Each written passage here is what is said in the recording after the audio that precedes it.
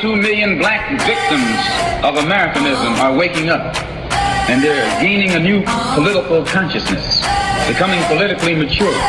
And as they develop this political maturity, they're able to see the recent trends in these political elections. Any minority that has a block of votes that stick together is in a strategic position. Either way you go, that's who gets it.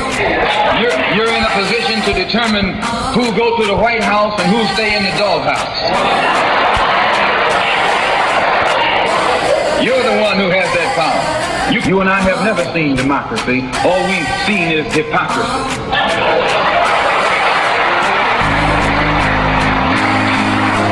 When we open our eyes today and look around America, we see America not through the eyes of someone who has enjoyed the fruits of Americanism. We see America through the eyes of someone who has been the victim of Americanism. We don't see any American dream. We've experienced only the American nightmare. We haven't benefited from America's democracy.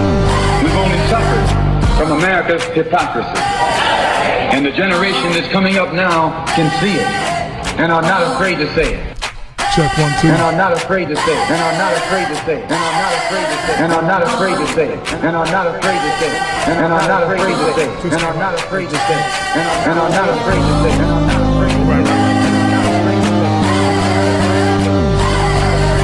afraid to say it. And are not afraid to say it.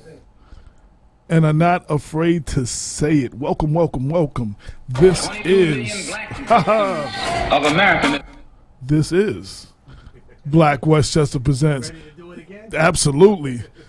Welcome, welcome, welcome. This is BlackWestchester.com presents the People Before Politics radio show every Sunday 6 to 8 on InTheMixRadio.com, giving you the real talk for the community since 2014. And we got a big show for you today. A really, really big show. We got 3 candidates running for office throughout the county. We have a Yonkers mayoral candidate, Ivy Reeves, which will be coming in shortly. Then we have a Peekskill City Court judge who's running for county court judge, Judge Melissa Lower. Okay, everybody tells me how to pronounce that name differently. It's Loehr. We're gonna find out when she gets here how to pronounce it. And then wrapping up the show with Mount Vernon mayoral candidate Sean Patterson Howard. I don't know if Brenda Crump Oh, okay. Brenda's going to come in a minute and give us a breakdown of what happened at court. But before we do all of that, I want to say assalamu alaikum to all my Muslim brothers and sisters. Today is Malcolm X Day.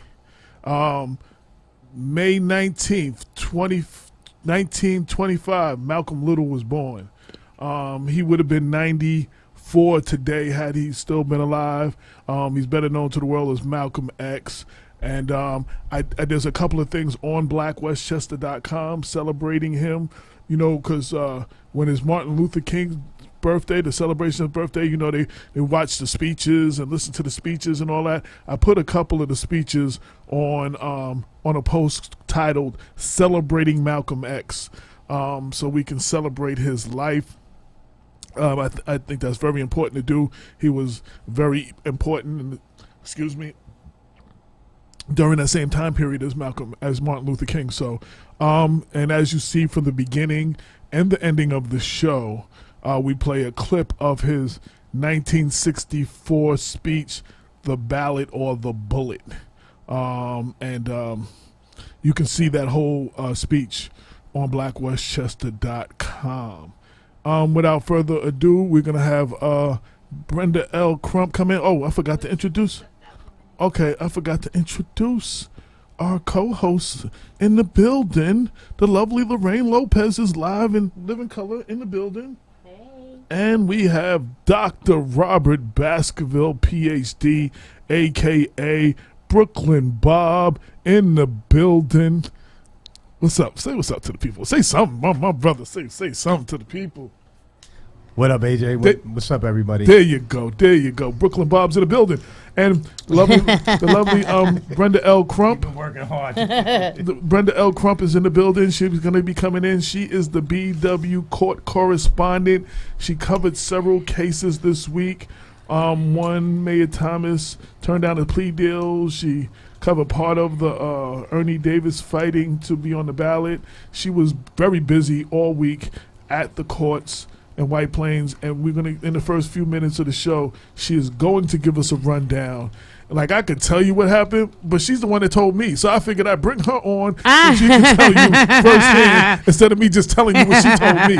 You know what I'm saying? So she's been putting in, shout to her, because I haven't been able to get to the courts. I don't, being editor-in-chief, writing and doing everything else, I don't get the chance to go everywhere. And Brenda has been covering a lot of the press conferences and a lot of the court cases lately, and I want to give her a round of applause for that. I don't know which one am I. I have 4 months. Don't worry about it. We'll do it, AJ. I don't know which one. Forget technology, man. Cruz ain't tell me which one is on today. Okay, I don't have neither one of them on. I got to get him to get the thing on. But without further ado, if Brenda can come in the building, sit in the further chair over, and pull the mic close to you and talk to the people. And secondly, I'm saying with her here, this is also outside of Black Westchester. This is one of my accountability partners in my changing my lifestyle for my eating. Mm-hmm. If I didn't tell her what I ate for a couple of days, I'm getting angry texts like, "Yo, what you been eating? I ain't getting no text from you. What you been eating?" She stays on me, and she goes to when they have the fruit farm stand thing where they give out the fruit. She picks up some for me, some fruits and vegetables, and she makes sure that I am eating healthier. So props to her for that as well. So very good. I'm not. Brenda, how are you? I'm not everything. She's straight vegan. I'm not where she is yet, because she be showing me some stuff. I'm like, I'm not there yet. But but I'll be trying some stuff though. Some of it is kicking and screaming, but I'm trying. Brenda. Oh. I'm on? Yes, you are on. Okay. You are Okay, on. You are Everybody on. can hear me, I guess? There you go. All right. Okay, So what happened at court this week? There were several cases that you covered. That's true. The one that got the most attention, Mayor Thomas, from the headlines I saw that he turned down a plea bargain, and his trial will start sometime in July. Can you give us what happened? You was there. Yeah, that's right. His court case was on Friday, May 17th, and actually it was scheduled for the Friday before that, May 10th, and then it was postponed, delayed, whatever the correct terminology is. And I'm not for sure why, and I always let people know when I'm speaking from rumor or hearsay or facts, so I'm not for sure why, but I heard that it had maybe something to do with the request of the AG. I'm not sure about that. But I am sure it was scheduled for last Friday the 10th, and then it was put back on the docket for this Friday just passed, the 17th. And actually, it was scheduled for 11:30, and they got started. They, as in the court, actually officially opening up, the court in the case about an hour late. And that was because this is my assumption that some negotiating of the plea deal was taking place, because the court officer came out, asked the attorneys to come in the back. Mm-hmm. And so that was before the judge even came out, and they stayed in the back for a while, and then they came back out again, and Mayor Thomas's attorneys asked him to step out into the hallway. They went out in the hallway, they talked, and they must have did that about 3 times. Don't quote me, I don't mind being quoted, but I like to make sure I'm factual. So about 3 times they did that. And then they might have had about maybe 2 sidebars when they, finally opened up 2 sidebars. But nonetheless, the meat of the case took place in the back. We didn't have preview to that, and I say we because Low HUD reporter was there and News 12 reporter was there as well. And so when the judge came out and got on the bench, he, asked the mayor about, remind him about what they discussed in the back, and asked him what he wanted to do. And the mayor, about said taking the plea. about taking the plea. Yes, Okay. excuse me, about taking the plea. And I can't quote what the mayor said because he spoke so low. But I know that the judge said, I can quote the judge, and the judge said, at some point he said, quote, "Today is the last day." And, he was very firm with it. And, Mayor Thomas kind of, waited around and I believe, don't quote me on this part, but I believe I heard the judge say that, he wanted to hear from Mayor Thomas. He didn't want his attorney speaking for him. My client pleads not guilty. My client is not going to take the plea. No, he wanted to hear directly from Mayor Thomas, because then the judge said, quote, "Mr. Thomas, this is a very important decision," end quote. And after all of that, said and done, the mayor, I can't quote what the mayor said, but basically he did not take the deal. He, said that he wasn't going to take it. He believed in God. He believed that what he's, been doing for the city is right and so forth, but he did not take the deal. And what I found one of the things interesting, not necessarily with that part of the case, but when the judge finally, came out and opened up the case officially, and the reporters, have put in paperwork to go up and film it and take pictures or what have you. And the judge said, well, basically, I know the reporters are here and your cameras are downstairs. He says, but, it's just going to be, it's not going to be much. It's not going to be much action, much happening. It's just going to be adjourned. But that was before all the conversation about the plea. So we thought it was just going to give a date and adjourn. What I'm going to do right now, you caught the mayor as he came out of the all the news. He spoke to the media. Yes. And I want to play a little bit so we can hear what the mayor had to say for himself. Hold on. Well, I'm not hearing anything. Oh. Douglas Martino, we are announcing that we will be proceeding to a jury trial to obtain an acquittal and obtain the mayor's innocence. We will be proceeding to a jury trial to obtain the mayor's innocence and obtain an acquittal, and that jury trial will commence on July 8th. So on this case, we'll be proceeding to a jury trial so the mayor can have his day in court and be exonerated, and that jury trial will take place on July 8th. So, was it a tough decision that you're on this plea deal?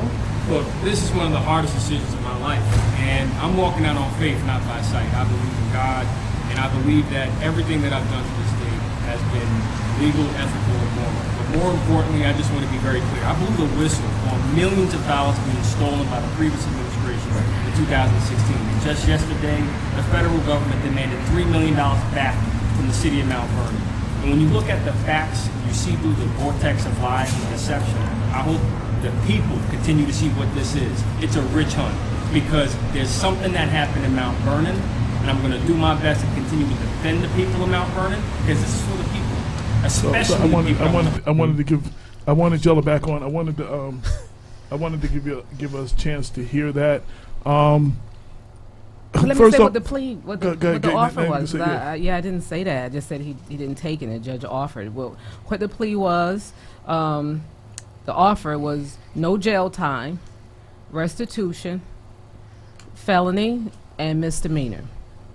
And then the judge said something to the effect that also an option could be, I believe it was no probation, providing the mayor agreed to terms.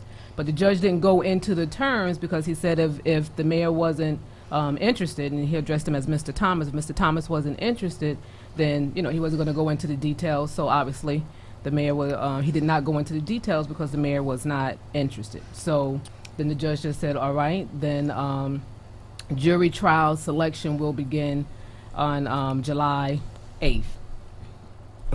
Real quick, and I want to, I know Bob wanted, real quick, if you have a comment about anything that you just saw, if you just really brief, if you wanted to say anything. You know how to do brief? She said he does it. Of course he does. But okay. Dr. Bob always has so much intellect to share. It's very interesting. So, Bob, The mayor is out of it. What can I tell you? But the mayor is suffering from massive delusions. If he wants the residents of the Mount Vernon or Westchester to believe that somehow or the other he's a victim of a conspiracy to convict him because of his whistleblowing activities. It's strange credulity, and I wish the mayor would act in a more dignified manner that is expected of someone in his office.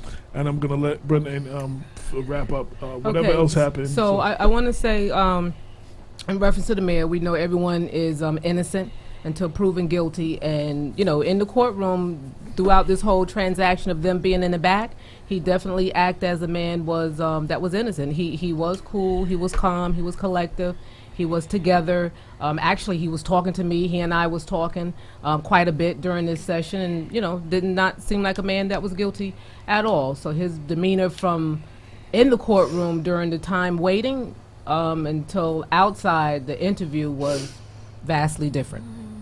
I know you covered a little bit of Ernie Davis court battle. Can you give us a real brief on that? Sure. And actually, for those who are interested, can go to my Facebook page and go to People Before Politics page, etc., because I did a post live stream interview with the mayor for after the judge's decision and order. But basically, he lost that case. The judge denied and dismissed the case, and that was one of his witnesses that carried petitions. The Board of Elections said that was not that person's signature. So Larry McDowell was the witness that carried petitions, and the Board of Elections said that's not his signature as witnessing the signatures at the bottom throughout the petition. And so he was asked to testify, Larry McDowell. The mayor's team lawyer brought him up to testify, and then there was 3 attorneys: the mayor's attorney, Mayor Davis, and Clinton Young's former Clinton Young mayor attorney, and then there was attorney for the council, the Board of Elections.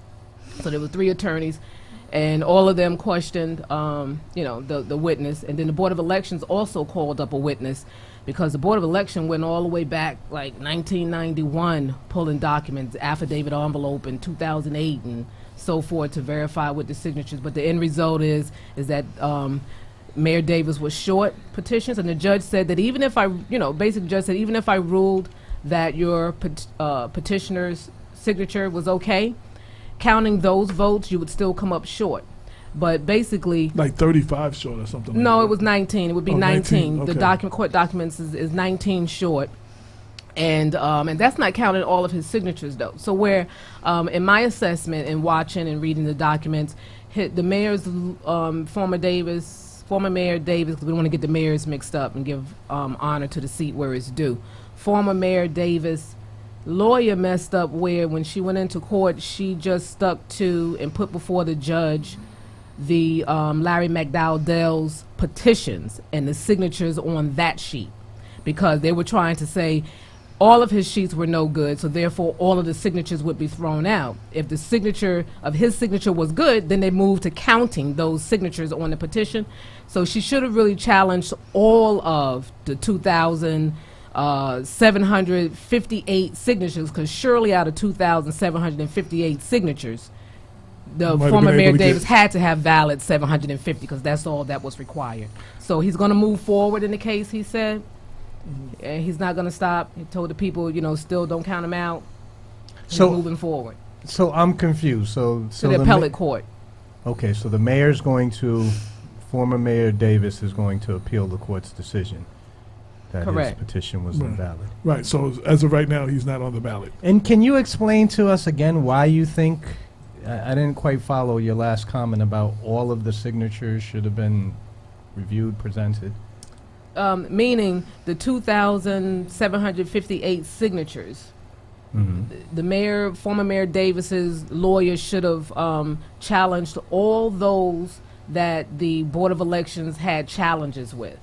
But instead, she focused in on the petitioner carrier's sheet, and only those signatures is where So she only one person's signatures. She only kind of took to that. But and then because, I'm going to wrap it up example, because we're over time so far. Because for example, the lawyers were even, and meaning the lawyers the county and former Mayor Clinton Young's lawyer were challenging the witness as to the capability of collecting such a quantity of signatures within the time frame that he started. So let's say he collected 1,200 signatures. They were questioning if that was possible for one person to do. So she just wanted to make sure that his signature at the bottom, the petitioner carrier, was okay, because then all the signatures she thought, would be okay. But it wasn't. So because there was a break in the court where they took time to count the signatures. We're going to, because we got 3 candidates on today, so we're going to end this segment. So Mayor Thomas turned down the plea deal. He goes to court July 8th. And for right jury now, trial selection. For jury selection. And right now, as far as what happened Friday, this week, Ernie Davis lost in court and is not on the ballot, but he's planning to appeal. Correct. Okay. I want to thank again Brenda for all that she does. She holds us down. She keeps me informed so I can actually write some of these stories, because I'm not up in the court. I'm not there. I'm not at all these press conferences. I'm just not there. And she holds us down. I want to thank her, and I want to introduce our next guest, our first candidate, running for Yonkers Mayor, Ivy Reeves. If she can come into the studio. You got the applause claps working yet? Yeah, no, I don't. No. I got to get somebody. Got to get crews for me. So real quick, while we're doing all that, I want to just say, I got you. I just want to some of the shout outs. I didn't get a chance. Cynthia said happy birthday, Malcolm X. D Wilson said good evening. Cynthia joked with me, play the intro again. Actually, Ivy, can you move to that seat then? If you, Cynthia said the Latina sis Lorraine and brother A to the J. D said good evening to both of y'all. Good evening. Good evening. Good evening. Then she said, thank you. I can't get the claps on. I don't know which thing is for that. Shout out to Robin Mack. Shout out to Don Powell, DP, Louise Cherigo, Judge Adrian Armstrong. Shanice, I agree. His attorney did look a little annoyed. And the attorney had me crying because he repeats everything. He repeated everything over and over. He said, yeah, we're going to have a trial. It's going to be on June 8th. We're going to have a trial. It's going to be, like, he said everything 3 times. I don't know. He didn't say anything, in other words. Right. So he said the same thing. Maisha, shout out to Maisha. Louise said as soon as she heard the words witch hunt, actually it was a play on words. It was Rich Hunt, like his first name, Richard Thomas. He said it's a rich hunt. Kevin Bunch said, hey, AJ, Lorraine, Dr. Bob, Brenda, listening and supporting. Shout out to my cousin Wayne Robinson. Shout out to Ed Reeves. Damon is listening. And Stan Ridley is tuned in. And just entering the studio, we have Yonkers candidate Ivy Reeves. Say hello to the people. Candidate for? Yonkers mayor. Did I not say mayor? You said Yonkers candidate. Yonkers candidate for Yonkers mayor, Ivy Reeves. I did say it twice, but then that time I didn't say it. Hi, everybody. Say something, Lorraine. Say something. Well, hi, Ivy. It's good to see you, my friend. Thanks for having me on again. I'm happy to be here. Very happy to be here again. And you're running for mayor for the city of Yonkers. Mayor for the city of Yonkers, the city of gracious living. Okay. So right now that we got everything running, I want to give her an official round of applause. There we go. Thank you. And one more delayed one for Brenda for coming and for her report. We have, people don't understand. So I have 1, 2, 3, 4, 5 screens, and sometimes there are 2 different ones that we have the sound effects on. So I didn't know which one we were using tonight. Go ahead, Bob. I have to fix the screen. No, I wasn't going to say anything. Okay. So now going back. You're running for. Did you? I'm sorry. Did you ask her? You introduced her and everything. Yeah. Okay. We now you gotta ask her why she. Okay. Thank you, Lorraine, for holding us down. So, you are running for, Yonkers mayor. I am. Against the incumbent, 3 times. He's been on what? Two times or 3 times? 2 terms. 2 term. Yeah. 2 term. It's a 2-term limit. 2 term, and they had the limits overturned, so he could run for a 3rd term. Absolutely. Why are you running for mayor? Wow. Pull the mic close to you so everybody can Can you hear hear you. me? Okay. Shout So- to Henry George. So Shout out to Henry George. Yeah. this is my third time running for an elected office, actually. I ran for city council president in 2013. I missed it by 130 votes. I went to the mayor and I told him after he extended the term limits that I was going to be running for mayor. Running for mayor is a big to-do. It really is. It's, it's something that can't be taken lightly because you have a huge responsibility. But as a leader, it's extremely important to be able to communicate, because a leader needs to have some kind of compassion, not just for certain groups of people, but for all people. And I look at the mayor's position similar to the head of a household. So we have 6 districts in the city of Yonkers, with one having to be the city council president. So when you have 6 children, for example, and you're only paying attention. Can I stop? Because in Mount Vernon, we don't have districts. So there's 5 districts each. 6 districts. There's president, council president.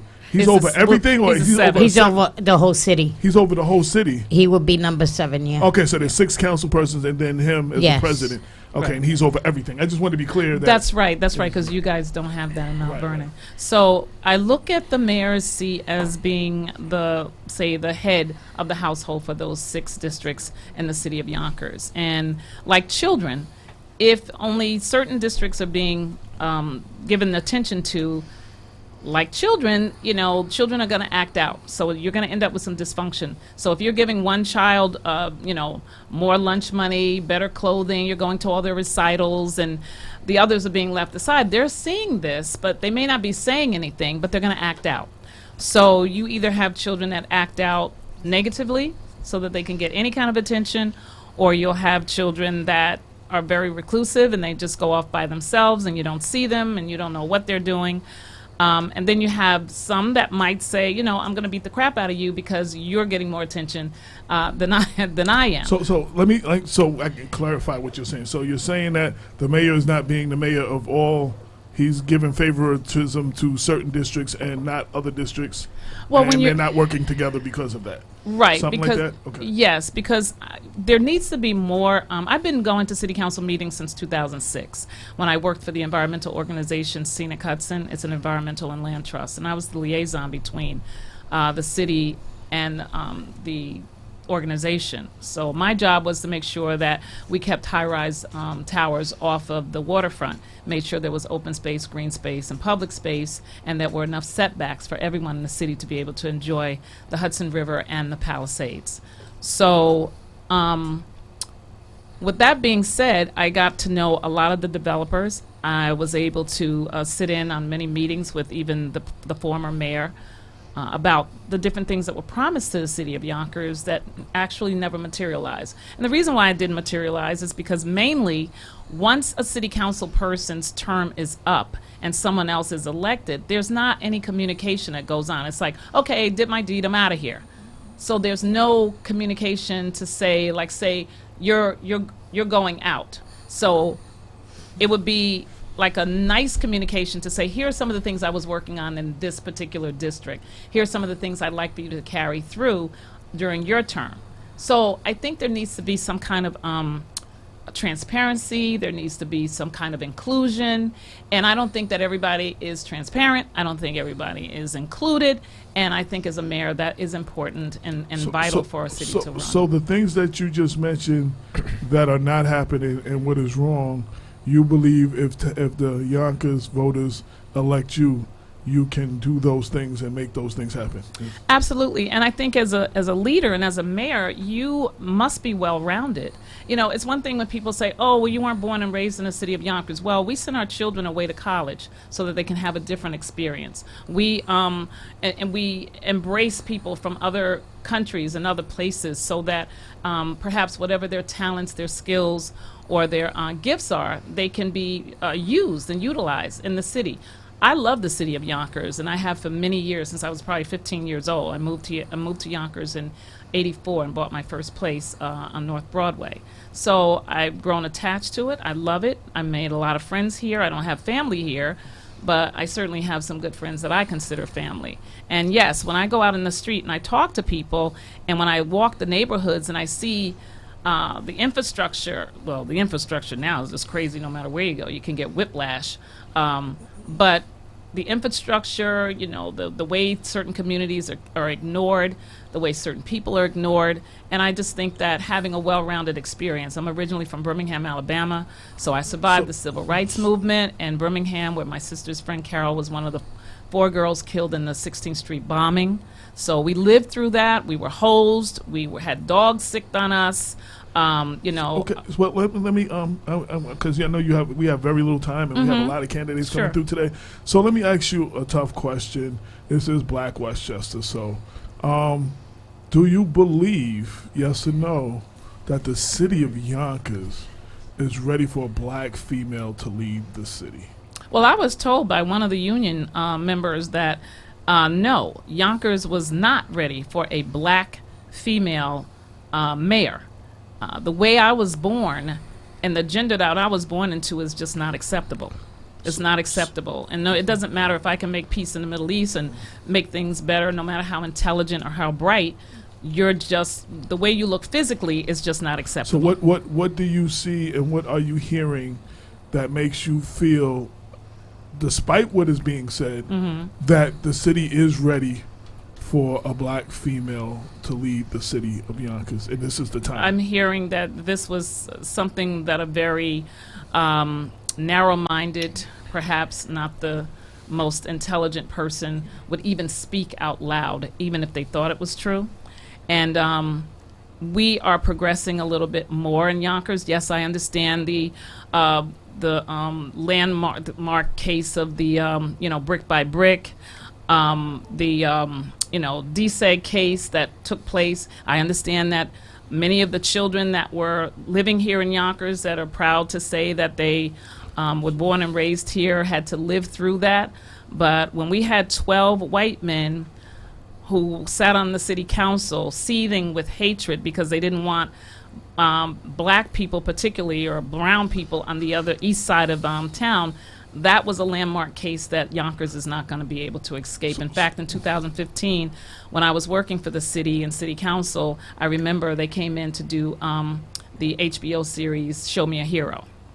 So, you know, I think what I've been hearing is that people have given me hugs. People have, strangers have said, "Oh my God, you have such courage."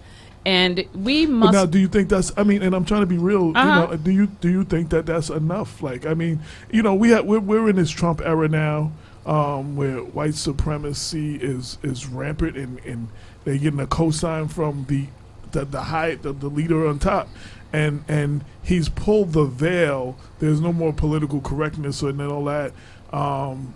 Do you believe that Yonkers is ready to make that move? I think they need to be ready. I mean, what are we going to do? Look, like I said, I'm from Birmingham. I know where hate will take us, but I also know that we can now do this with love and just understanding that we all want the same thing. There's not one white person or green person or blue person that doesn't want the same thing. We all basically want the same thing. And there's a saying that I heard that said, in the land of the blind, the one-eyed man is king. So if you're not opening your eyes around you to see what's happening, you're being led, you're being deceived, and then, the devil seeks whom he can devour. Okay. So if we allow that to happen, and you allow yourself to be deceived, and you allow yourself to be divided, and you allow yourself to be destroyed, then that's what you're going to get. I'm out here doing the best I can. So I'm go ahead, Bob. Yeah. So what kind of policy prescriptions are you advocating that's going to separate you from the current administration? Well, like I said, transparency, being able to communicate with people, letting them know what's going on in the city, so that they're not, they're not left out. The city belongs to the citizens that live there, all the citizens. So they need to know everything that's going on. We need to communicate better. I believe that we need to, as a mayor, I would like to be able to work closer with the city council members and knowing exactly, because you can't take care of 202,000 people without having some kind of management, in those places, so that the mayor knows what's going on.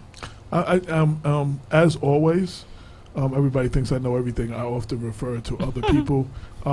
Yonkers, when it comes to Yonkers politics, I defer to Lorraine, having been Yonkers City Councilwoman and knowing the political landscape. So I wanted to give you a chance to ask questions that have to do with Yonkers itself that I might not be able to think of. No, what the question I was going to ask is, who are you running against? You have a primary, correct? Correct. And is it a three-way primary? Is it a two-way? It's three. It's a three-way? Yes, it is. When is the election? June 25th. It's actually next month. It's early voting, Yes, right? early. Right. That's it? Yeah. Oh, is. see? Nobody asked you. You'd be like, you didn't let me. Oh, no, I have a question. Go I have a ahead. question. Okay. Education. Where do you stand on that, and what's going on with the Board of Education, and constantly everyone gets scared every year because, the threat of layoffs and the formula is not the same or it's not correct. What would you do as far as education is concerned? Okay, so let me just talk about education. Anybody who's running for office, and we researched this for the last several decades, it's always been education, jobs, and affordable housing. That's the main menu. And it has not gotten any better, Lorraine. In fact, it seems to get worse. Every time somebody is elected, there's nothing there. And I say, I'm so sick of hearing people talk about, Albany's not giving us enough money. What are we going to do? Well, if Albany isn't giving us enough money, then what are you going to do? Sit there and cry for the rest of your life that Albany isn't giving us enough money? There are enough people, in my opinion, there are enough people in the city of Yonkers who have enough talents and enough skills and enough gifts to be able to come together to figure out how we're going to do this. So where do you get, again, I want to get to the answers a little quicker because we have a little bit of time.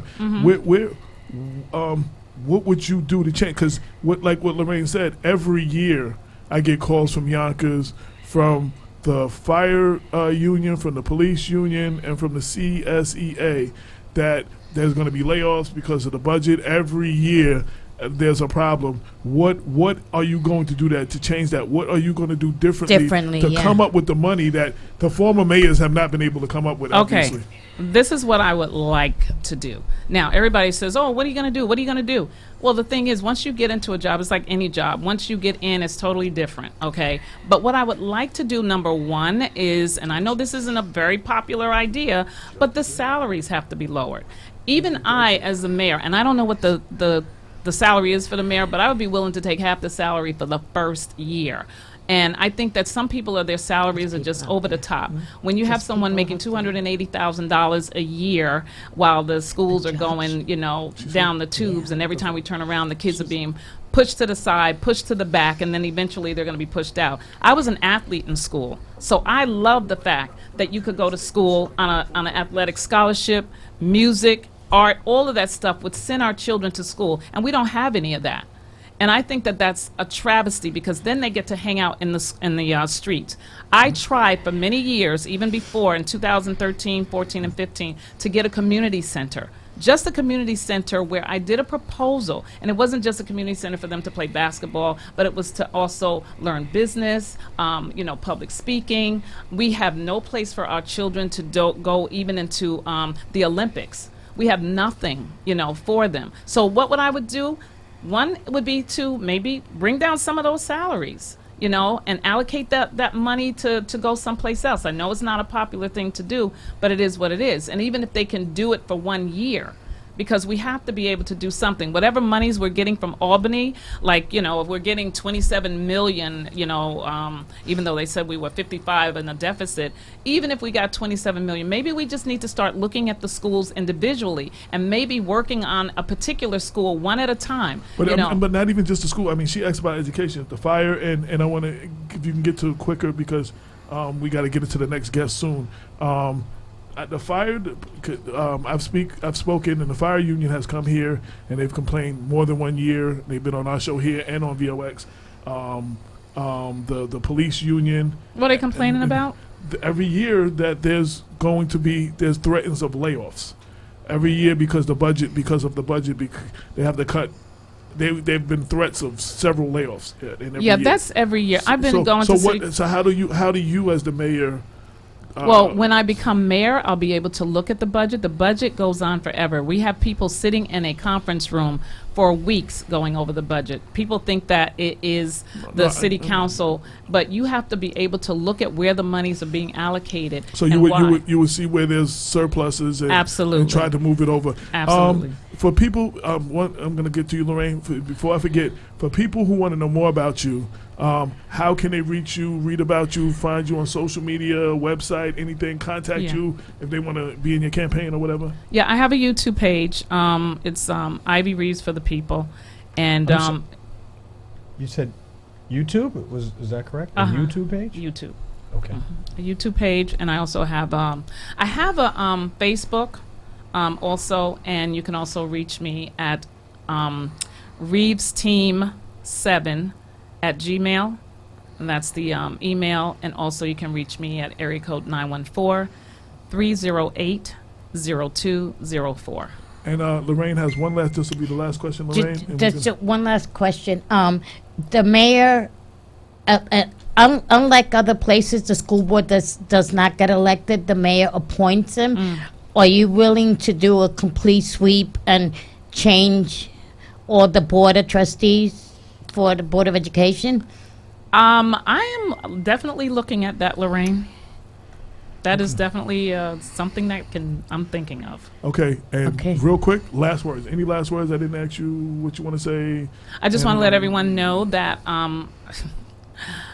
I am having a fundraiser. Not that, but it's my birthday, June 7th, and it's also Prince, so everyone's invited. It's at the Regency Hotel on Tuckahoe Road, June 7th from 6 to 10. And if anyone wants to help with any, passing out of flyers, anything, please call me at that 308-0204 number. And let me see, where else will I be? Where else will I be appearing?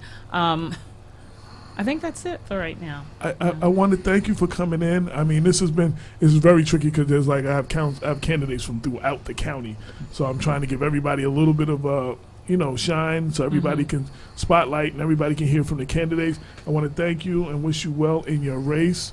Can I say one last thing? Briefly, yes.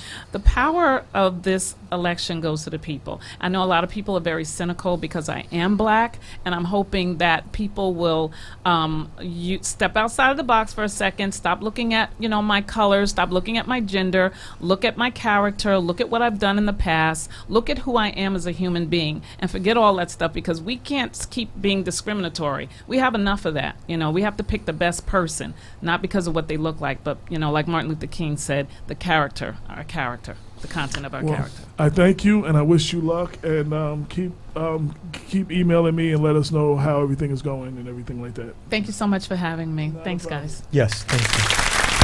And since we're talking about birthdays, I want to give a big birthday shout to the former Mount Vernon controller. I'm under the impression it's Maureen Walker's birthday today. Oh, really? So happy Okay. birthday, Maureen Walker. And I did see that she was tuned in. Shout out to Malcolm Clark, Glenn P. Butler, Walia Westchester is tuned in. Who else?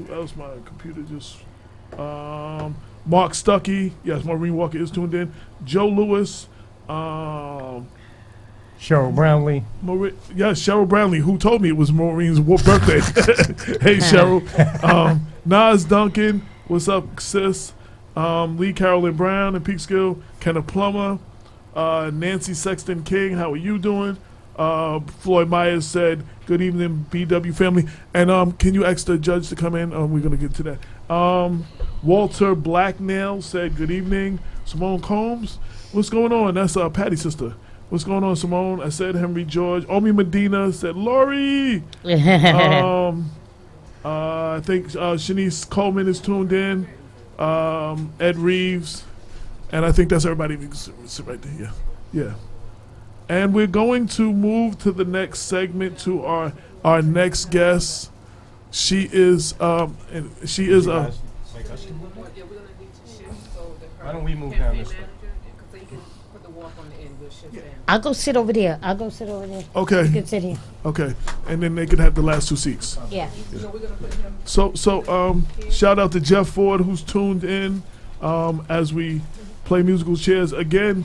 I just want to shout out again. This is Malcolm X Day, May 19th, 1925 was the birth of the legendary Malcolm X. So I just want to keep shouting him out.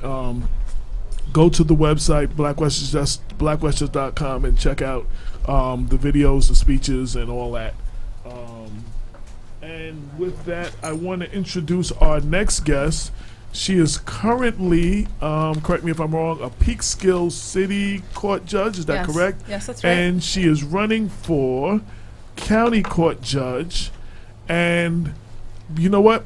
I've asked 5 people, and hey, Lou Young, what's going on, sir? I've asked 5 people, and 5 people have given me 5 pronunciations of your last name. So I'm going to let you say it. Please pull the mic close to you so everybody can hear you, and tell everybody your name. Melissa Lore. Lore, okay. Like rhymes with door. I've been told Lowy. Yeah. I've been told lower. Like I've been all kinds of things. Yeah. So Lore rhymes with door. I will never forget that again.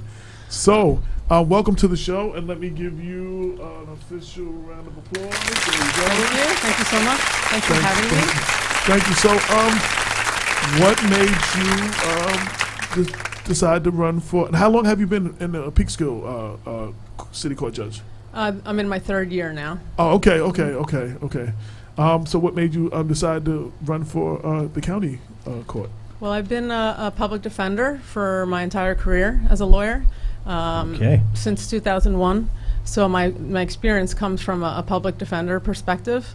I have all the experience in criminal law. I know backwards and forwards. So I take that with me into Peekskill Court.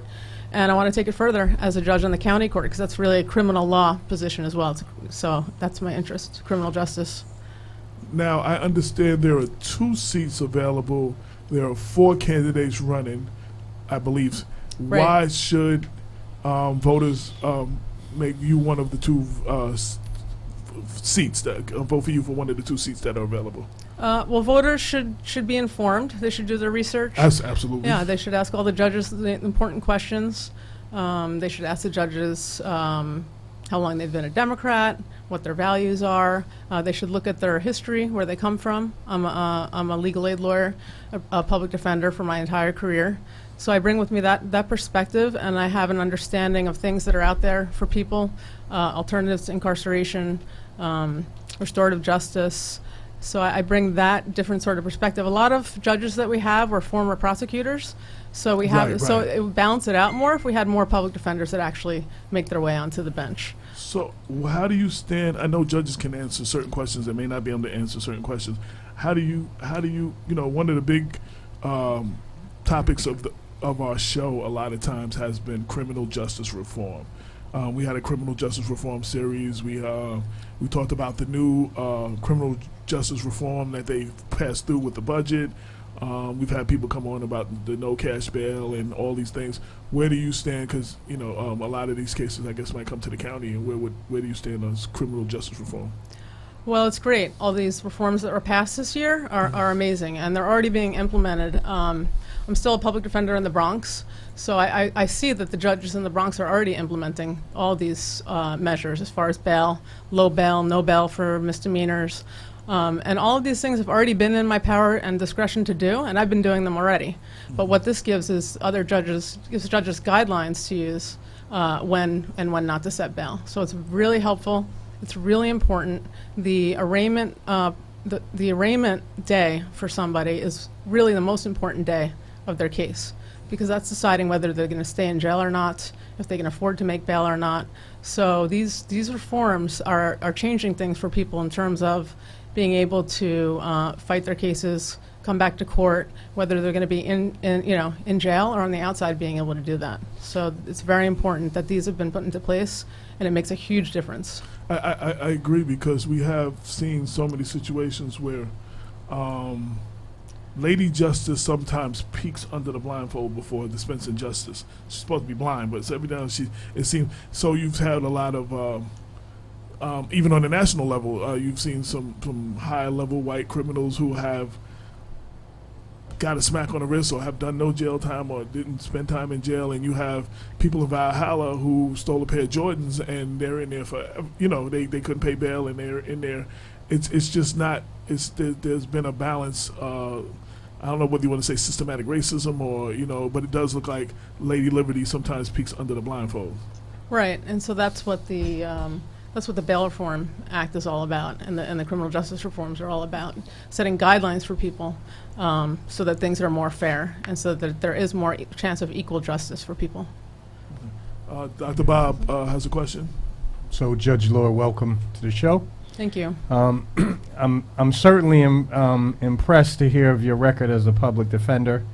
However, I want to, and it seems to me, based on the comments that you've made, that you're quite receptive to the call for greater equity in our court system. In addition to your role as a judge, I'm curious where your primary impact is going to be in the decisions you make. I want to know if you have any plans for advocacy of policy reforms. Is that within the purview of a county judge to in any way appear before our legislators or any other kind of agency to actually advocate for reforming a system that is now crying out for reforms? Right. As a judge, it's my job to follow the law and apply the law. But as a judge also, and judges can join commissions and be on boards and things to discuss reform and to implement changes. So that is also a possibility. Although judges don't legislate, they can get involved to make an impact on how things are. And besides the crop of popular reforms that have been proposed across the nation, the bail reform, reforms with respect to plea bargaining and sort of, well, let me leave it there, plea bargaining. Are there any other kind of reforms that you believe need to be made that have not yet made it onto the public agenda that you'd be pushing for? Even though I know you're going to be mainly serving in court. Well, I think the reforms that have been made so far are great. I guess the next step that should be looked at would be prison reform and restorative justice measures, and to keep going with the alternatives to incarceration for people and programming. Okay. Before I go any further, for people that are just hearing about you for the first time, I know there's not a lot that you can learn about a person in a half an hour. They want to look you up. They maybe want to volunteer or donate to your campaign. Website, social media, how do they reach you? So I have a website. It's electjudgelohr.com. I know it's hard to spell my name, so I'll spell it out. It's electjudge, and then my last name is LOEHR.com. And on there you can email me. Or you can email my campaign. There's a donate button. There's a volunteer button. You can register to vote. So that's the best way to contact me. Or I have my campaign manager here. Might give you some further information. So can I now? And I like to hear from other people sometimes. So as a campaign manager, what attracted you to this candidate that you wanted to be involved in this campaign? You got to pull the mic close to you. What's not to like about Judge Lohr? Okay. I also work with. Say your name too. Neville Mitchell. Okay. I also work with the Legal Aid Society. Actually, I've only been there since January. Prior to that, I was in private practice. A little bit about my background. I represented the family of Sean Bell when he was killed by police. I also represented the mother of Ramali Graham when he was killed by police. Okay, no, Constant very well. Yes. So what attracted me to Judge Lohr is she's a real person, and so if folks really want to look up what somebody's about, they can look at what they've done in the past to get a sense of who they are. So I know that Judge Lohr was in South Africa during the protests against apartheid. She wasn't a judge then. I also know that in Peekskill she was involved in the preservation of the historic Underground Railroad. I also know that she was involved in the protest when Eric Garner was killed. I also know that she's been representing black and brown people for 19 years. Okay. And that's all I need to know. Absolutely. That's beautiful. And side note, I need to get your card as well, because we've had Ramali's parents on. We've been constantly with that. Eric Garner's family. We've been dealing with Sean. Every time there's a situation, which unfortunately I'm sure there'll be another one. We always look for experts or people that are that can speak on the topic. So I definitely want to call on you in the future for those kind of shows. Absolutely.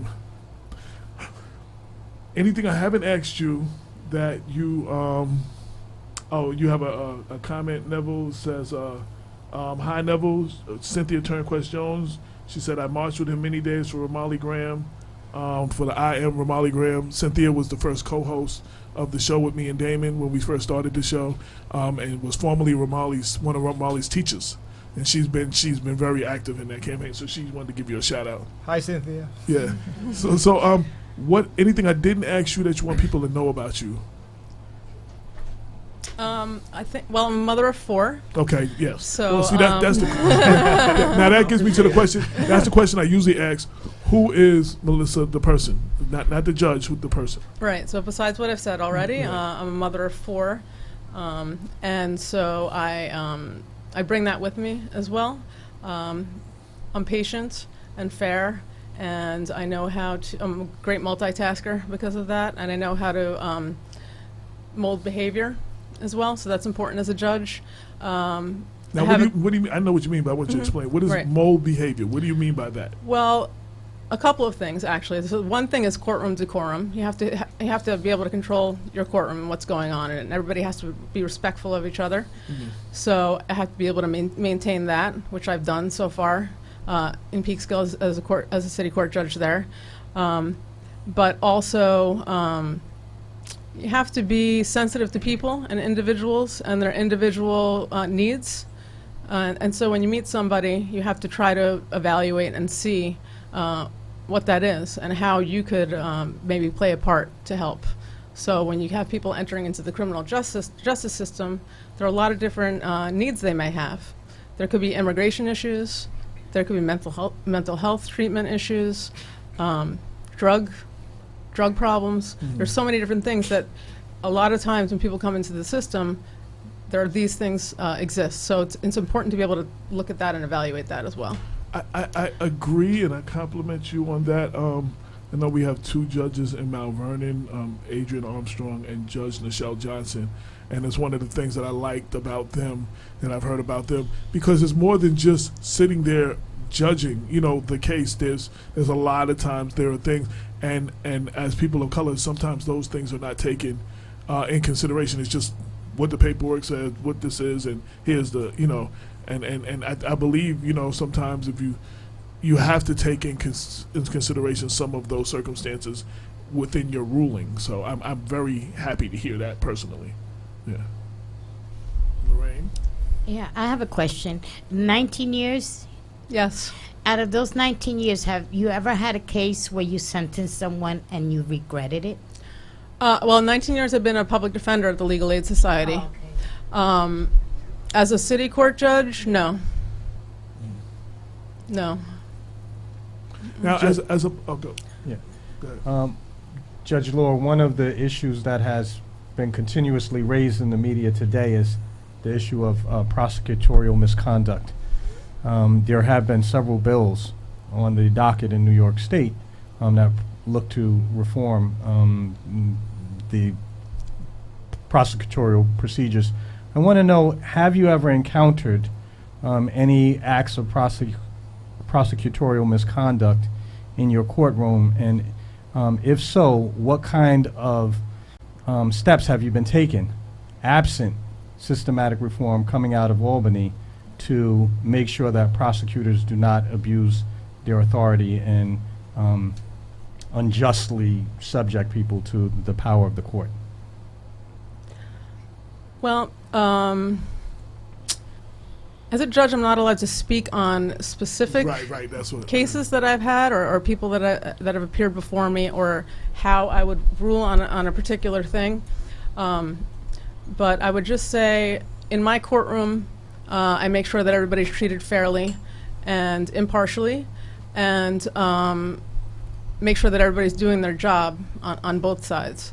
So I wouldn't take it lightly if somebody with no criminal record was about to plead guilty to a crime and didn't understand what was happening there, which Right. would be getting a criminal record for the rest of their life.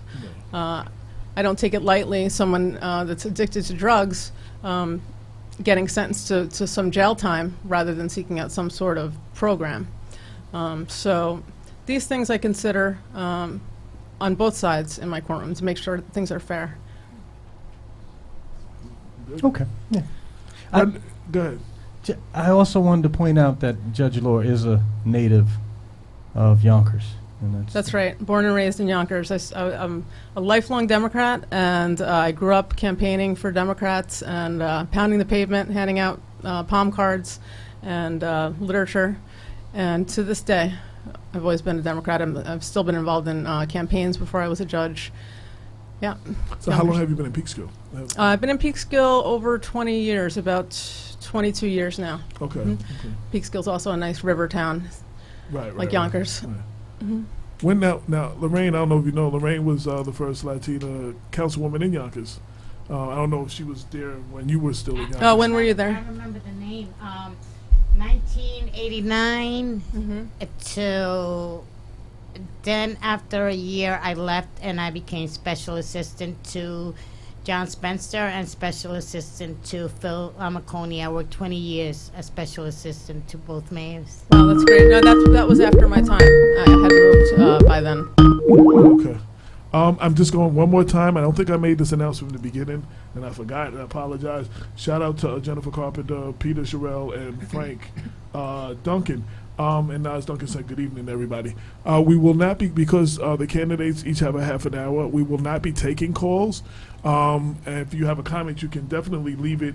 Okay, I see a question. You can definitely leave it, and I will read your question. And the reason we're not doing calls is because, in my experience in doing these things, sometimes the person takes 5 minutes wanting to get to the question, or they just talk, and you get one or two calls, and you got half an hour, and then took up half your time on 3 people calling, and we don't get actually to do much of this. We have one question, though, from Joseph Nigro. She said, while looking to... I think it's probably supposed to be why, maybe. Okay. Why looking to make the move to county? Well, he has a second question, and I want to go to that one first. Do you have an opinion on what's happening in Mount Vernon? That is the question of the day. I want to hear the answer to that question. Well, as a judge, I can't really make a political Right. I can't really make political commentary on other areas, and it's really none of my business because I don't live in Mount Vernon. Okay. But why am I making the move to county? Because right now I'm still a public defender at the Legal Aid Society in the Bronx, where we have some of the most fair juries in the country, and also some of the poorest communities in the country as well. So I'm still a judge in Peekskill. I'm still a sitting judge there. But it's nice because it keeps me grounded. I still have 1 foot on the ground as a public defender, and I'm also a judge. So it's been a nice transition, and I love both my jobs, and I really appreciate, and I'm honored to be the Peekskill City Court judge. But now, as a county court judge, I'd be taking my experience farther in the county court, which deals with mostly felonies. Okay. Now, public defender, what made you want to go into this particular field? Law, be a public defender. What made you? I don't know if we talked about that. What brought you there? Yeah. So what got me there is I grew up in a very political family, Democratic family, and I was raised to know that prejudice is wrong, racism is wrong. I observed that in the world around me growing up. But when I went to South Africa, I think that was a life-changing experience because I was in a different country and my eyes were open to the evils of racism in a different way, in a different place in the world. So when I went there and I experienced what I did, the protests and the police dogs that are trained to attack African people specifically, and the the injustice. And that's a place where the African people at that time outnumbered the white people from 10 to 1. Right. Right? So that's an opposite sort of situation that we have here with the racism here. Right? So there'd be 10 white people to 1 African American proportionally. Right, right. So being there where it's the opposite numbers, but still legislated racism existed, it really opened my eyes to the evils of it. I studied music there and world literature and feminism, and I played with a band there. We had a message of unity that we played in all the corners of South Africa. The first time I played with them, we played in front of 3,000 people. We played everywhere from the township. Oh, you played? What did you play? You were in the band? Yeah, I played keyboard. Oh, get out of here. Okay, there you go, there you go. So we had our message was of unity and to stop the war that was going on there. And we played everywhere from concert stadiums to township shebeens to nightclubs. So I really got a sense of all what was going on there and all the different cultures. So I really felt inspired by that when I came back to this country. I felt inspired to assess all of my skills and decided that I wanted to become a lawyer. And I was thinking of doing civil rights or environmental law. I wasn't sure what I wanted to do. I just knew I wanted to do something that was of service. But when I went to Pace Law School, I did the criminal defense clinic there. And as soon as I stepped into the courtroom, I knew that was what I wanted to do, and that's what I needed to do where I was supposed to be, because I do feel like in life I try to follow signs and take the path that feels like it's the right thing to do. And I've been there ever since. now what brought you to South Africa? That part I didn't hear. What brought you to Africa? So I was studying in college, undergrad, and I had a professor that was from there originally. He was going back, and he had an open invitation to all of his students and said, if you ever want to come, you should come to South Africa, come stand up for what you think is right. So I applied to university there, and I was accepted, and I went there, and that's what I did. Absolutely. Mm-hmm. So, and it was the most tragically beautiful place I had ever experienced, because the beauty, the natural beauty, the beauty of the people, the beauty of the languages is just striking compared to the tragedy of the legislated racism that people are living under. I've always wanted to go, and I'm sorry I've never tried. I definitely want to do that. Yeah, and one so of my beautiful favorite comedians, authors is Trevor Noah. And right. Hearing him tell his story, Mm-hmm. it just moves. It just moved me a lot. But go right. ahead. I know the last name for many, many years. Yes. Is your father currently a sitting judge? Yes. So Yeah, okay. and from Yonkers also. That's why I grew up campaigning, because my father, starting from when I was a toddler, he was a 2-term councilman in Yonkers. Yes. And then he was the mayor. And then later on, he became a county court judge and then a Supreme Court judge. And he's still a Supreme Court judge now. Awesome. Yeah. You had a question about? So and Judge Law, I guess you made your trip to South Africa during the closing years of the apartheid regime. I was there before. And after apartheid. So actually, I came back here, and I finished up my degree here. Mm-hmm. And then after apartheid was abolished, after the elections, I decided to pack up and move there, because I thought it was the most hopeful place to be at that time. Mm-hmm. So I did go back there for a while and went back and played with the band. Okay, not serious judicial work, but cultural work. Cultural work. You're talking about my early 20s. I understand. So, any last words? Anything I didn't ask you? And again, please give your website, your social media, and all those things, and how people can reach you. Okay, so the website again, it's www.electjudgelohr.com. And Facebook is Judge Melissa Lohr for County Court. And we have a fundraiser. Okay, well, right. On the 22nd, okay. Which is next week, 22nd of June. It's going to be in Peekskill. Actually, it's a fundraiser and a launch of the campaign. Okay. A little bit late for the launch, but better late than never. It's at the Division Street Grill in Peekskill, starting at about 6:30, going till about 9:30. I've never been there, but I know of it from my friend Andre Rainey, who sends me a bunch of stuff that ends up happening at that place. Right, And yeah. I always see that as the address, but I don't know. I've never been there though. You can check that out on the website and also at the Facebook page. And on the website, there's this huge button that says Donate. donate. We urge people to use that button. Okay. Okay. And then I think there's another thing that people should know is that this is a very important position, the county court judgeship. It's a very important position. Absolutely. And people don't always get to choose their candidate.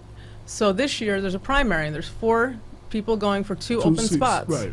So this year is unique in that you get to choose this year. You get to decide. It's not a decision that's made ahead of time and then you just go into the general election. So now you get the primary on June 25th, which is a new date, which is we're trying to get the vote out because it's usually in September, so people are a little confused. So we've been campaigning and doing our best to go out and meet people and get the vote out for that date. But I think it's very important for people to exercise their votes and do that on primary day. And primaries are becoming much more popular now with people standing up and wanting to be counted.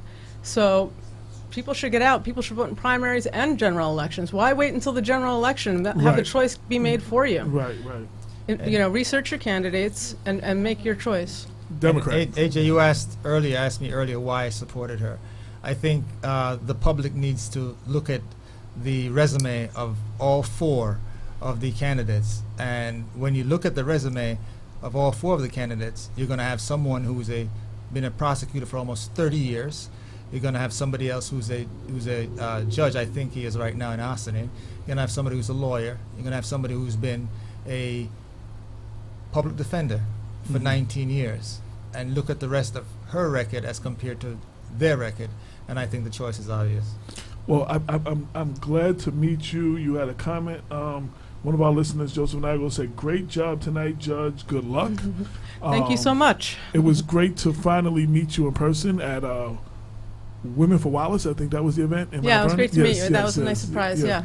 And as always, I always want to say a special thank you for anyone who advertised to help support the paper to come out, and thank you for advertising, and please thank keep you. that up. Thank you. Thank you. Yes.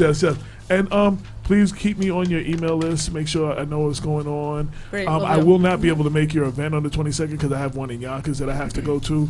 But if you send me pictures and a little press, I'll make sure that I get it on the website for you. Okay, thank you. Appreciate And that. anything, I would like, when you win, I would like you to come back. Well, you can't I come like back. to say when I win. You can't come back after you win, right? No. She can come back. It's just a matter of what she talks about. Okay, well, I would like to welcome you back, and when you after Great. the election. Look forward to it. Definitely. A victory appearance. Absolutely. And you got one person on here that says she got my vote. You got one Wow, person thank you from so Mount much. Vernon. Shanice Coleman, yes. And some yes. people also like to know that I'm the only woman on the ballot. Very Yeah. important. And the other thing is they do a lottery where they pick the number out of the ball, like on the lottery. And I got lucky enough to get the first spot as well. So it's easy to remember. I'm the first person on the ballot, the first thing you vote on when you go to the polls. About Black Westchester and People Before Politics was started by me and my partner Damien K. Jones. He's not here, but he just typed in, "She is going to win." That's Thank you so much. And he's part of Blacks in Law Enforcement of America. and Wow, all of that. great. So, I would yeah, love so to meet him. Absolutely. So I'll if you just- can I'll give me make his that happen. information, we'll reach out to him. I will definitely get the 2 of y'all together Great. and connect the 2 of y'all together. You should let Damien know that I'm waiting to hear from him because I emailed him and I called him. I'm just waiting to hear from him. Okay, David, did you hear that?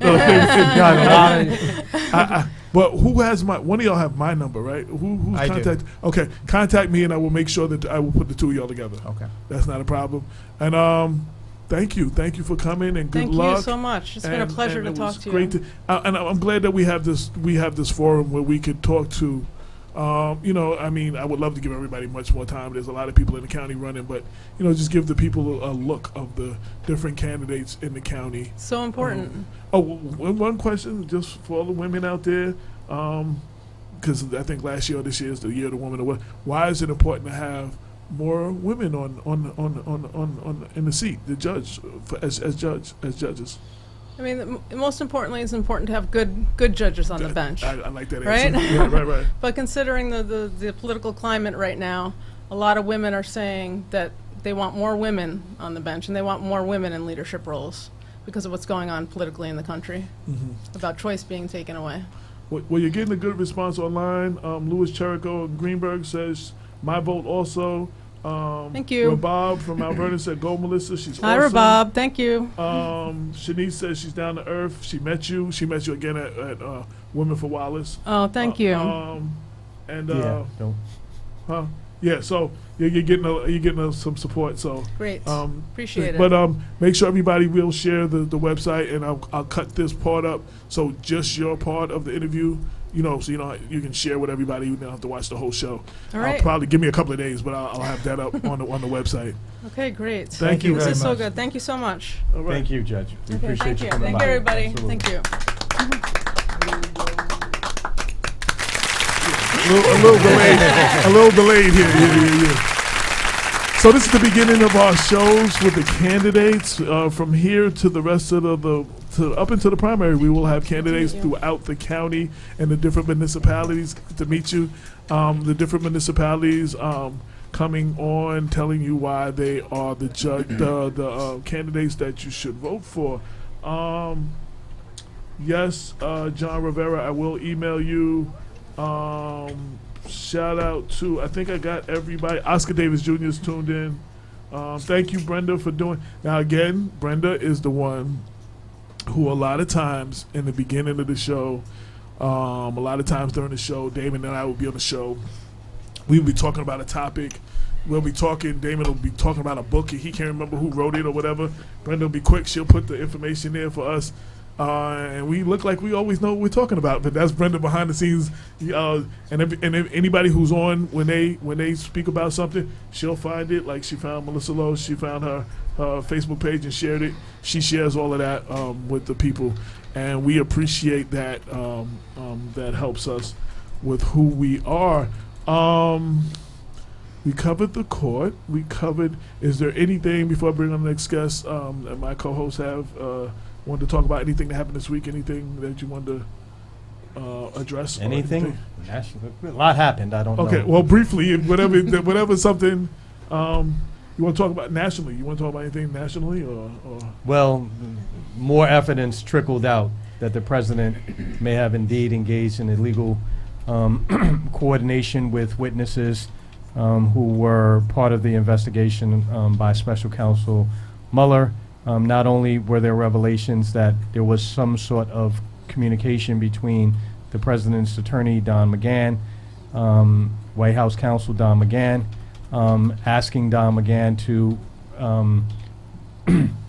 deny that he had attempted to have the special counsel fired. And this week also we heard revelations that Mike Flynn also engaged in communications with the president's legal team, both during the investigation and after an indictment, and the evidence continues to mount that suggests that the president may well have been guilty of impeachable offenses. And interestingly, the wall of GOP support for the president has begun to crack after a GOP representative from the Midwest, one of the Midwest states, went on record yesterday stating that he believes that the president has committed impeachable offenses. So wait for more drama at the national level.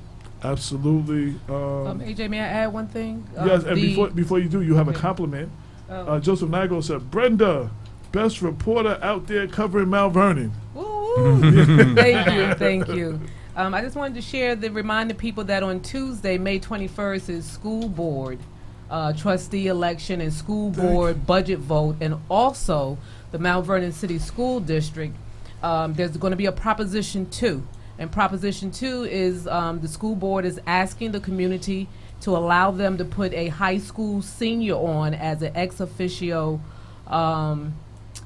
trustee. So that senior that is selected from high school will not have voting powers, will not go into the executive session, but definitely will be able to participate in the on-floor conversation and bring real live information to the school board trustees and administration, the kind of more of a, boots on the ground, the senior in the building, knowing what the children need and want and desire. Because, I always say nothing about the children, for the children, without the children. Absolutely. And I'm glad that you brought that up real quick.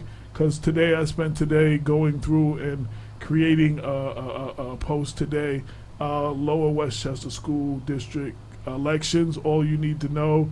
It tells you who's running in the various elections in Mount Vernon, New Rochelle, Pelham, Scarsdale, Tuckahoe, Eastchester, Bronxville, White Plains, and a few others.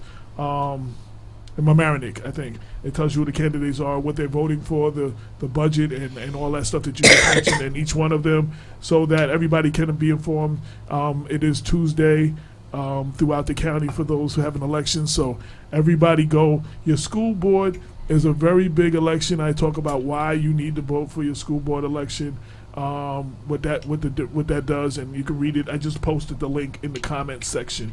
So again, this is our first show, pre-primary show, where we have candidates coming on. We started off with Ivy Reeves, who's running for Yonkers mayor. We just had Judge Melissa Lohr, who's currently a Peekskill City Court judge and is running for Westchester County judge. And the next guest about to come into the studio right now is the first of the Mount Vernon mayoral candidates, Sean Patterson Howard.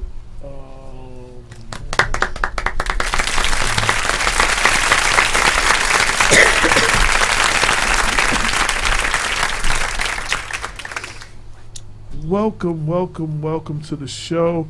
I do not know if this is your first time. Was this your first? Yes, it is. It's Okay. my first time. First time in the building. First time. I'm a regular watcher. Oh, okay. First time. First time. You get an extra round of applause. First time a guest. First time guest. So I thank you for coming. You are the first of the candidates that are running for Mount Vernon mayor who to appear. Okay. Other candidates that have so far are Clive Isley, I think he's next week or the week after, and Andre Wallace sometime in June. So first off, who, for those who don't know, I mean, I know you got a history in Yonkers and all that, I mean, but I find out I do every show like it's my first one and like it's my last one, because no matter how many, this is show like 213, 214, but there's always someone watching the show for the first time, and they're like, it's my last because nobody's promised tomorrow. So no matter how much you've done in life, there's always somebody who's just meeting you for the first time. Absolutely. So who is Sean Patterson Howard? Sean Patterson Howard is a native daughter of Mount Vernon. I'm a fourth generation Mount Vernonite. My family's been in Mount Vernon since the 1880s. My grandfather was the first African American to work in City Hall. My aunt, Sergeant Jennifer Carpenter, is the first African American female police sergeant. She's tuned in. Shout out to Jennifer Carpenter. Hey, Auntie Jen. First African American female police sergeant. I worked in City Hall from 1995 to 2001. I worked for the courts from 2000 to 2004. Wait, so what did you do for the courts? And for that the part courts, I didn't know, yeah. I was the drug court coordinator. Okay. Oversaw the drug court, which was the first drug treatment court in Westchester. So, I have a history in government. I am a Longfellow graduate, a Davis Middle School student, and a Mount Vernon High School graduate. I left Mount Vernon in 1986 to go to Howard University to get my bachelor's in social work. I returned back to Mount Vernon in 1992 to pursue my master's degree. I got my master's degree in public administration from John Jay, as well as my urban development, master's in public administration and urban development. So it was a joint program between John Jay College of Criminal Justice and Hunter College. And so, that's some of who Sean is. But more importantly, Sean was born and raised and nurtured and educated in Mount Vernon. The incredible strength, diversity, neighbor love, international diversity, language diversity is who made me who I am today. I had incredible mentors who poured into me as I was growing up, who helped me make the right decisions, who supported me in my education, who supported me in my development as a young leader and as a woman and as a servant of Mount Vernon. And so that's some of who Sean is. PTA mom, PTA president at Franco Middle School. I was involved in PTA for all the years that my daughter was in school and remained involved in PTA. I was a Girl Scout troop leader for Brownies, for juniors, for cadets. I was the director of the YMCA in Mount Vernon. I oversaw AIDS programming in Mount Vernon and really helped bring in a lot of funding for AIDS programs, for housing, for mental health services. Like I said, started the drug court and then was the director of the YMCA in Mount Vernon. And I took it over when it was scheduled to close in 3 to 6 months, and we brought it from a great deficit to operating in the black.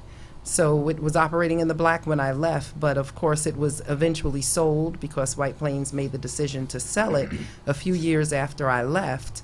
And so it's closed today. So I have a history of service in Mount Vernon. I've only worked in Yonkers for the past 10 years, but my first 40 years of life and work and my 51 years of living has been in Mount Vernon. So I'm Mount Vernon through and through. You got a couple of hand claps, a couple of thumbs up. Robin Elizabeth said, ladies first. Nas Duncan said, good evening, Sean Patterson Howard. Good evening, Nas. Good evening, Robin. Jennifer Carpenter said hello. Hello. Betsy Dorlin yes. said, hi, Miss Sean. Luis Cherico from Greenberg said, did she work with Idella on the drug court? Idella came after we left, so Okay. we started the drug court. I became the drug court planning coordinator in 1998 and led a team that traveled around the United States to look at the best practices in drug court, which is an alternative to incarceration for nonviolent substance users, and to really bring the best of the best programming to Mount Vernon. We took our first plea in October and September of 2000, and we continued to run the program through August of 2003. So Idella came afterwards, but I know Idella as well as Lorraine. Okay. So you know, this is the time of year where everybody comes on the radio, goes to churches, and tells you why they should vote for them, why they are that candidate. Why are you that candidate? Why should people cast their vote for you in the June 25th primary for Mount Vernon mayor? Well, I think what distinguishes me as a candidate is, you know, I've never been in political office in the past. My background in human services as a social worker, as an administrator and a developer of community programming and human services program, whether it's around mental health, substance abuse, HIV/AIDS, youth programming, senior services, gun violence prevention, violence intervention, gang intervention, community safety, just a lot of the social issues that Mount Vernon has historically struggled with and continues to struggle with. I have a great and deep understanding of not only those systems, but also how to really minimize some of those challenges. And I have relationships that I can bring to bear on a county, state, and federal level to address those issues. And then on the other hand, I'm a leader. I'm a business executive. I've managed budgets. I've had clean audits for the past 15 years. I've had to create budgets, manage budgets. I've had to hire staff, fire staff. I've had to train and develop staff. I had to make sure that we continue to engage and develop our staff. So really working around HR, budgeting, strategic planning, partnerships, public-private partnerships, working with all levels of government. This is something that I've done. I'm a community builder. I'm a consensus builder. I know how to bring all sectors to the table and people who don't necessarily get along to come along together and work together. So that's really been part of my success over my 30 years, is the ability to bring people with very differing views to a table to find common ground and focus on getting the work done. People don't have to like each other, but we have to figure out how we can create solutions to address the challenges that we're dealing with. You got a question, Bob? Oh, before that, I just want a little housekeeping, so I keep forgetting to tell everybody. So in addition to now broadcasting live on Facebook, we are now also broadcasting live on YouTube. Wonderful. So if you ever have a problem with the Facebook page, you can go to the Black Westchester YouTube. You'll see Black Westchester live stream, and you can Great. watch the show live or after the fact on YouTube as well. So I just wanted to get that in. Keep forgetting to promote it, so nobody's going in to look at it. So Okay. yeah. So firstly, welcome, Sean, to the show. Well, thank you, Dr. Bob. I also like to extend a welcome to Malcolm Clark, who's sitting behind the scenes. Shout out to Malcolm. And who also is one of the Mount Vernon Public Library trustees. Absolutely. Yes. So, Sean, I was reading a book about the history of the Jewish community in Mount Vernon not too long ago. The author and title escaped me, so you forgive me. But a memorable point that was made when reviewing the history of Mount Vernon during the Great Depression was that a study conducted at that time indicated that the unemployment rate in the city of Mount Vernon for African Americans was double that of whites, and the author went on to point out that it hasn't changed since then. My own observation is that one of the most deeply entrenched problems in the city of Mount Vernon is chronic unemployment and underemployment, especially in the census tracts on what we would traditionally call the south side of Mount Vernon. And I wanted to know, certainly good government is important, necessary, if we're going to have effective government, but I wanted to know, have you given any consideration to the kind of programs that you might seek to enact were you elected mayor to increase the unemployment rate of those Mount Vernonites who have been traditionally excluded from the labor markets? So yes, we definitely want to decrease the unemployment rate. I've been running workforce development programs for the past 10 years formally and funded to do those through the Department of Labor and through the county. But even prior to that, I've worked probably for the last 25 years working with those who were unemployed and underemployed. First of all, to help them to obtain skills training in a variety of areas.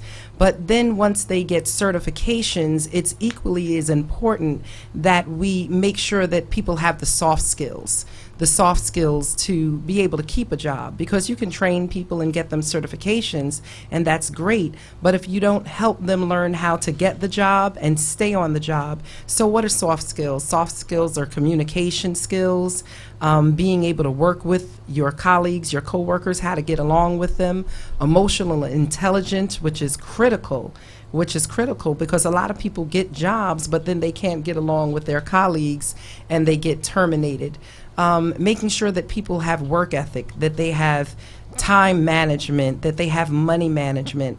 So at the YMCA right now, for the past, we have a SNUG program, and I just came from an event, a memorial service, where we were dealing with over 73 people in Mount Vernon who've been murdered over the past, few years in Mount Vernon, at least a decade.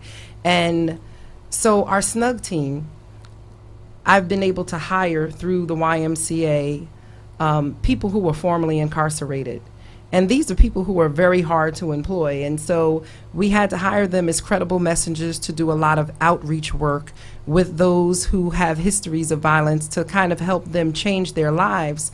But even in hiring that staff, or people who've come home, or people who've never had a job before, we've had to do a lot of work over the years there's a difference between wanting a job and wanting to work. So you can't just get the job and come to work and kind of chill out. You have to get along with your coworkers. But then importantly is people think once I get the job, my life is going to be easy.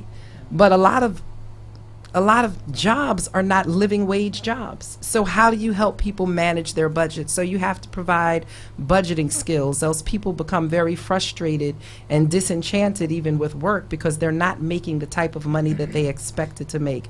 So we have to do hard skills training and get people certified in areas of employment growth, employment that are growing, as well as provide them with the soft skills that they need to get the job and keep the job and be successful and preferably move on to the next level.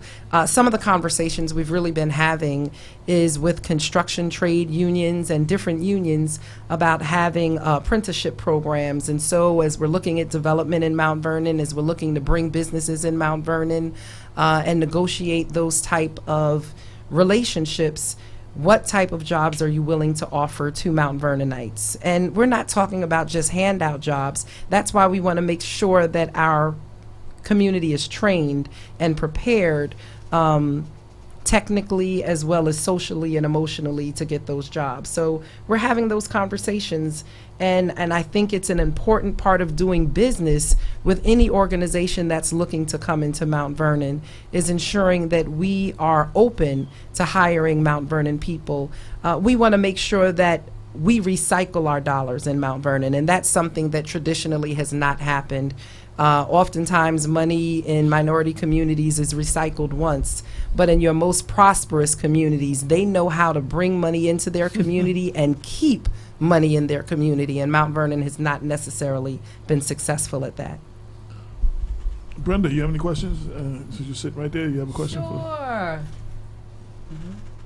Hi. Sean Patterson Howard is my sister in our Yes. sister circle. Yes, we have a sister circle. Yes. So I think you might have mentioned, you did mention some about the climate that we have of our three branches of government. Some people say the controller office is not a branch of government. I'm really not sure, so I'm going to say three branches. Anyone who begged a difference, put some comments in the comments section.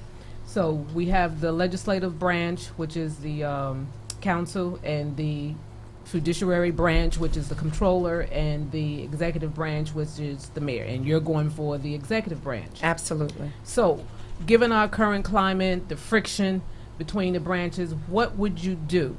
Give some examples of what would you do to better the relationship with you being the mayor, that we don't have this constant fighting.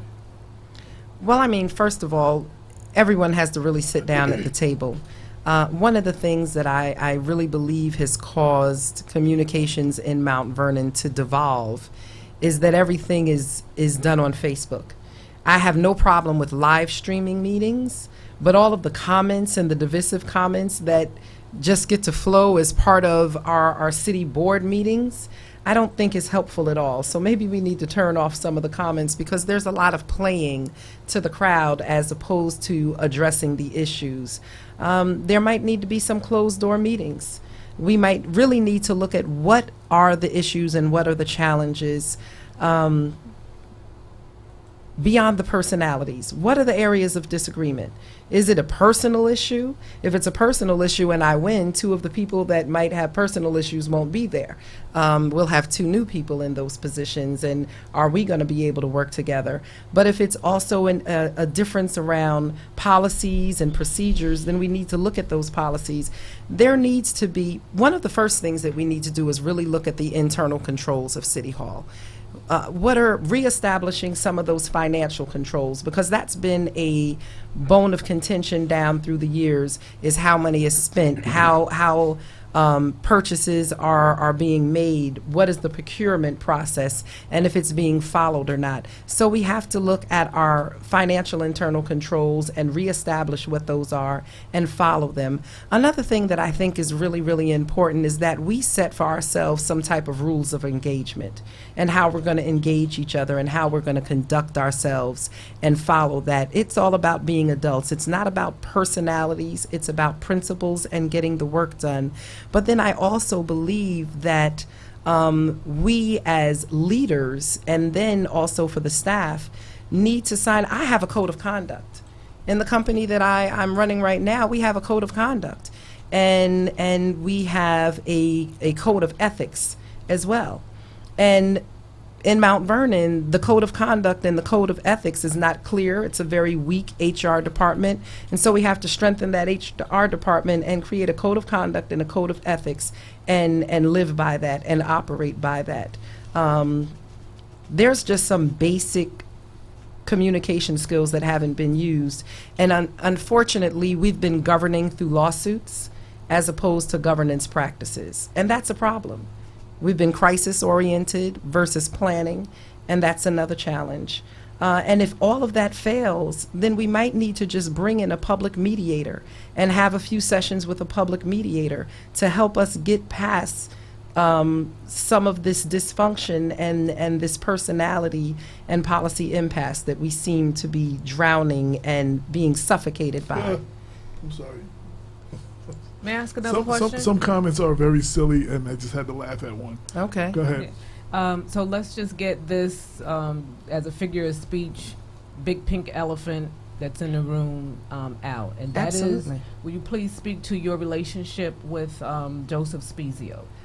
Well, I don't have a relationship with Joe Spiezio, but I can tell you what the history is. I was hired by the YMCA of Yonkers in November of 2008 after a national search.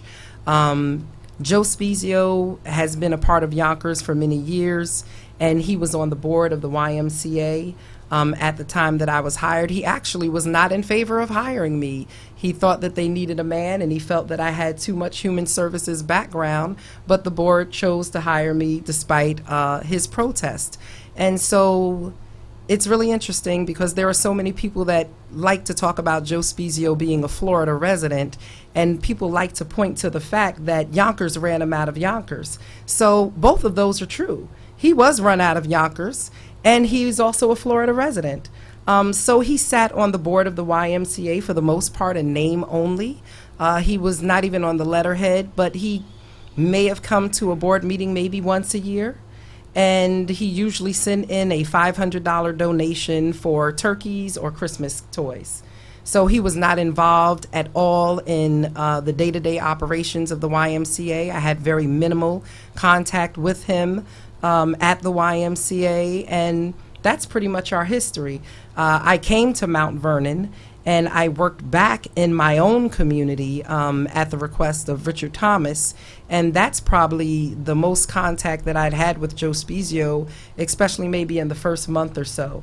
But that quickly changed as the relationship was as we had more frequent contact, and he wanted to be very involved in the running and the operation of the city. And I'm not a yes person. I did a lot of pushback. And so we immediately realized that we didn't work well together. And we had a lot of arguments, and I quickly was moved outside of the inner circle of decision making. And I had also kind of begged out of some of those meetings because I didn't agree in a lot of the things that were happening.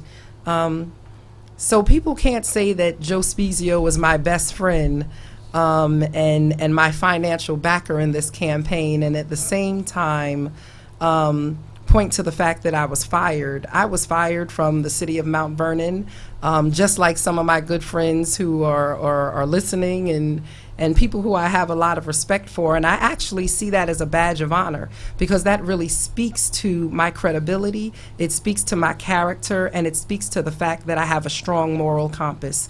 If I didn't, I would still be there. If I went for shenanigans and games and I was willing to be dictated to by Joe Spiezio or Richard Thomas or anyone who wanted something that was against the strength and the best interests of Mount Vernon, I would still be there. But I was walked out on December 14th, and I'm actually very proud about that. So that's my relationship with Joe Spiezio, and hopefully that helps people out because they seem to want to put him around my neck like a noose, and it's not accurate. A couple of people, I'm summing up some questions together, but basically the similarity of all their questions is, if elected, he seems to be planted in every level of Mount Vernon. What are you going to do to get rid of him?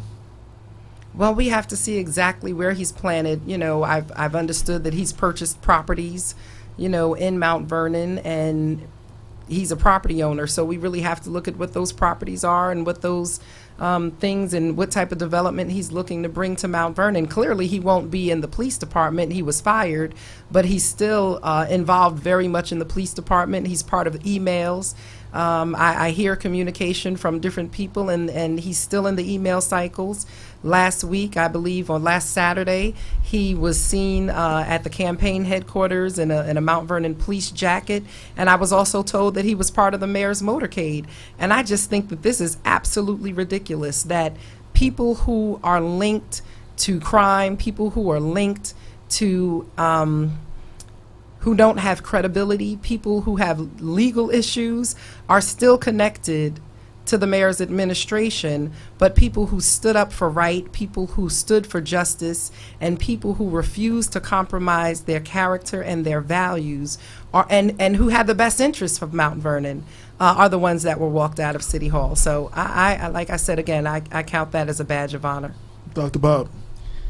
So, Sean, I wanted to know, there's been a lot of speculation about your rationale for accepting a position in the Thomas administration at a time when concerns were already being raised in certain circles. And I know, because I was part of those circles, I'm sure you were somewhat aware of some of the concerns that were being raised, although there may not have been any definitive evidence of wrongdoing on the part of Mayor Thomas. But I wanted to know if you could please explain to the listeners and to the residents of Mount Vernon your rationale in accepting the offer from the mayor to serve as his commissioner for the, I guess, the Planning Department and the Executive Director of Urban Renewal. And what was also your rationale for resigning eventually? Okay, so my rationale for coming into the city of Mount Vernon, I chose not to go back. We can talk about that. So my rationale for coming into working with the city of Mount Vernon, I was asked in December, I said no. I was asked in January and February, I continued to say no. I had gone over and spent some time in City Hall just trying to help out and volunteering, and it was a circus. But I had good relationships with some people on the council, and I had relationships or a history of a relationship with the controller. Mount Vernon is my hometown, and it has incredible amount of promise. And I left a job that I was the leader of and very good at and was successful at, really to come to my community to work to enhance the community. I wanted to serve as a bridge builder between the mayor, the controller, and the city council. And if you speak to city council members who were there at that time, they will tell you that is just the way I functioned. I sat down for days and hours with Marcus Griffith and worked on the budget. I sat down with Councilwoman Lisa Copeland and worked on different committee issues. I went down, George Brown and I had differences before, but I went down and I sat with him and I said, George, what way do you need information to come to the clerk's office for a free flow of information? So I went in as a problem solver. I ran into what is the burning building, and that's not the first time I've run into the burning building. When I went to the YMCA in Mount Vernon, I ran into a building that was scheduled to close in 3 to 6 months. When I went to work for the YMCA in Yonkers, it was an organization that was under investigation by federal, state, county, and city of Yonkers inspector generals. So I've been a problem solver. And that's something that I'm very drawn to, is I see problems, I see challenges, but I also see solutions and believe that I have the ability to bring solutions. And so I lean into areas of challenge. I don't shy away from challenges. And so why am I running for mayor right now? Because our community is at a critical crossroads. And so I believe that I have solutions to bring to very complex challenges, very complex fiscal issues. Mount Vernon's fiscal challenges right now are enormous, and they've been mounting. We have, we didn't have a budget when I declared. We didn't have a budget. We were utilizing money from the school district. We don't have a bond rating. Why would anyone want to walk into that situation? Well, because I've dealt with fiscal insolvency and organizations on the verge of bankruptcy in the past. The YMCA in Mount Vernon and Yonkers were both on the verge of bankruptcy and were considered fiscally insolvent. And we turned it around. Insolvent just means they didn't have money. They had more bills than they had revenue. And I was able to go in and with my team, with my CFO, to really pay attention and look at any fraud, waste, and abuse, which we were able to identify in both organizations. We addressed those. We put in new financial controls to eliminate bad spending and unauthorized spending. We were able to secure additional funding because of our credibility and our ability to deliver the services. We doubled our budget. And we almost tripled our staff. How do you double a budget and triple a staff? Because you get rid of inefficiency in staffing. We eliminated some positions that didn't make sense, and we brought in positions that would work better for the organization. And so I am a good fiscal operator, a programmatic operator. I know how to deal with HR issues, and I know how to turn struggling organizations around so that they can serve the community and use the taxpayers' money wisely. So I'm not afraid of the challenges that Mount Vernon has. That's what I've done. And that's what I would do if I become mayor. So, real quick, I'm coming to the end of the show. So, I wanted to make sure that I give you the opportunity for anybody who likes what they heard or wants to hear more, wants to know who you are. I mean, it's hard to tell somebody in a half an hour. How do people reach you? Website, social media, etc. So, my platform really is, I've been focusing on youth and senior services. So youth services, the mayor is not the superintendent, but the City of Mount Vernon, about 65% of our dollars goes to the school system. So I believe the mayor's office should work very closely with the school district to support educational and improving educational outcomes. We want to create in the community a kind of school without walls environment where we're encouraging academics and literacy, mentoring, and services for our young people. We want to strengthen the programs throughout the community that are serving our young people, academically, socially, recreational programs. We want to make sure that Mount Vernon is home for life for our seniors, that our seniors don't have to move out when they become older because they're concerned about crime in the community or how they're going to get to their doctor's appointments. We want to strengthen the programs and services that we're providing for our seniors. There's a lot of senior housing in Mount Vernon. We want to make sure that our seniors know how to access that and they feel supported. We also want to make sure that our young people, as they come of age and graduate from high school or return back to Mount Vernon from college, that they know that Mount Vernon is a future home for them. We want to make sure that there is a social life, but we want to also make sure that we're creating like a tech community and that we're bringing in the type of jobs that will attract and help us retain our talent when they come home from college. We're losing too many of our young people to New York City and surrounding areas. We want to make sure also that we're focusing on public health and public safety. Mount Vernon has some of the most devastating statistics around diabetes, hypertension, and things that are killing us. And as well as our public safety, it's always been an issue. We want to continue to improve it and bring in best practices, help strengthen our police department and fire department. And when I say public health and safety, the Mount Vernon Fire Department, we are short equipment. We're supposed to have 3 ladders, we have 2. We're supposed to have 6 engines, we have 4. Our police cars are being held together almost by duct tape. And we haven't invested. We haven't invested in those. We have to make sure that with DPW, we're getting the equipment that they need. Right now, we are working with borrowed and leased equipment, and that equipment is not capable of carrying the load. Mount Vernon DPW has the heaviest load of garbage that we collect on a daily basis, and the rented trucks don't do it. But getting back to the schools, we really need to focus on the pilots. Mount Vernon has given out deep pilots, irresponsible pilots for too long to businesses wanting to do business in Mount Vernon. Mount Vernon has been so desperate to keep pace with other communities in their development that they've given it away. And so that's why we have lawsuits from the school district.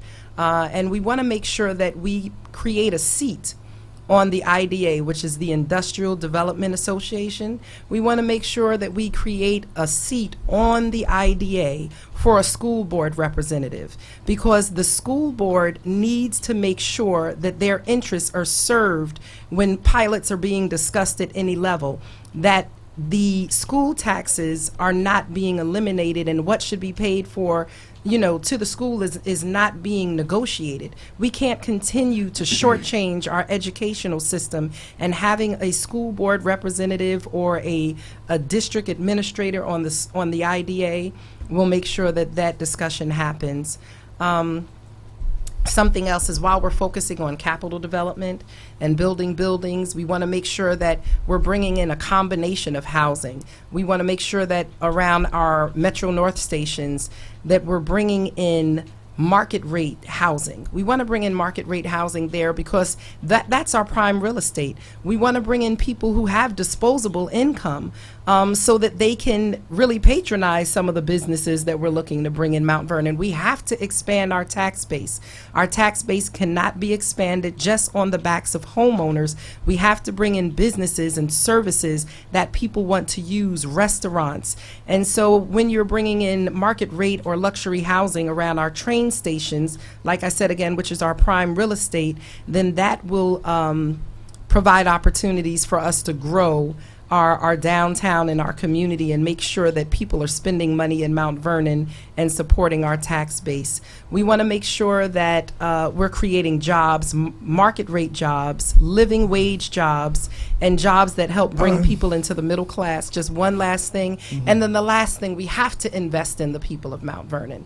Like I said in the beginning, we have a lot of social challenges in Mount Vernon. And yes, we know that traditionally, people have been sent to Mount Vernon because our housing is inexpensive or because we have a lot of services. But we have people in Mount Vernon who were born and raised here who have a lot of social challenges around mental health, substance abuse, and things of that nature. We have one in the city hall right now. But with that, we have to make sure that we can build buildings and we can repair roads and we can repair bridges and we can do all of those things. But if we don't have services to help fix the brokenness, not broken people, but the brokenness in people, then the only thing that can destroy Mount Vernon outside of a natural disaster is continued people disaster. So we have to have an air, land, and sea approach: capital development and repairing of our infrastructure, economic development, but also a strengthening of our people and ensuring that we have services. Because as Mount Vernon changes, you can't just ship all of the people out of Mount Vernon. They're still going to be there, and how are we going to serve them and help integrate them into the future of Mount Vernon? We have to look at our traditional challenges as well as our future opportunities and create a balance between those two that makes sense. I want to thank you for coming. Of course, it's hard to hear everything from a candidate in a half an hour, but Yes. And there's too many candidates throughout the county. Continue to keep us abreast of what's going on through emails. Absolutely. Sean Patterson Howard, SeanPattersonHoward.com, SPH for Mayor at Instagram, Twitter, and Facebook. We're always looking for volunteers. Tomorrow is our first fundraising deadline filing. So if you want to donate, please look at that. And remember, June 25th is the primary. And I think it's important that people understand that is the primary that usually takes place in September. People are asking me, well, does that mean the top two people will move on to something in September? No, that is the primary. And the person who wins on June 25th is the person that will represent the Democratic ticket in the general election in November. So there's not a September election. June 25th is the day, and I need you to come out and support me. I'm a woman, yes, but I'm not running on the fact that I'm a woman. I'm a qualified woman, and we deserve an opportunity. As we've said, we've been the backbone of the country. We've been the backbone of Mount Vernon. And there's a wave of women, and I want to be a part of that because I'm qualified.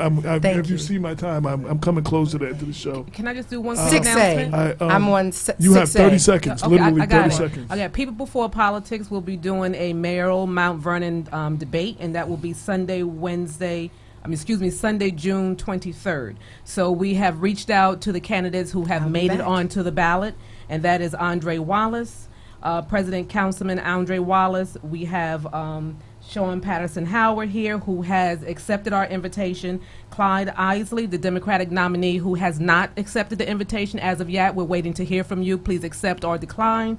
And we also have our Mayor, Richard Thomas, who has also been extended an invitation, who has not responded yet. We are waiting for you to please accept or decline. And President Councilman Andre Wallace has accepted. I'd like to thank all the candidates that came through.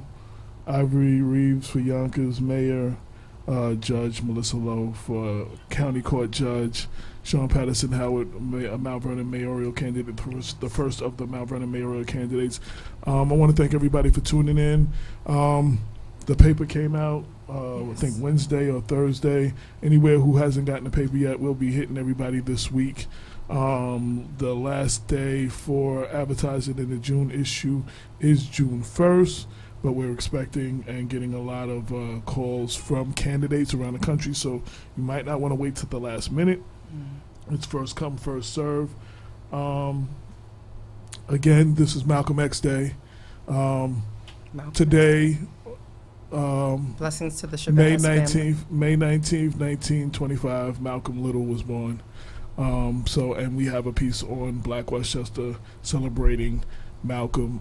You can see some of his speeches, including the clip that we used from the April 1964 speech, the bullet or the ballot.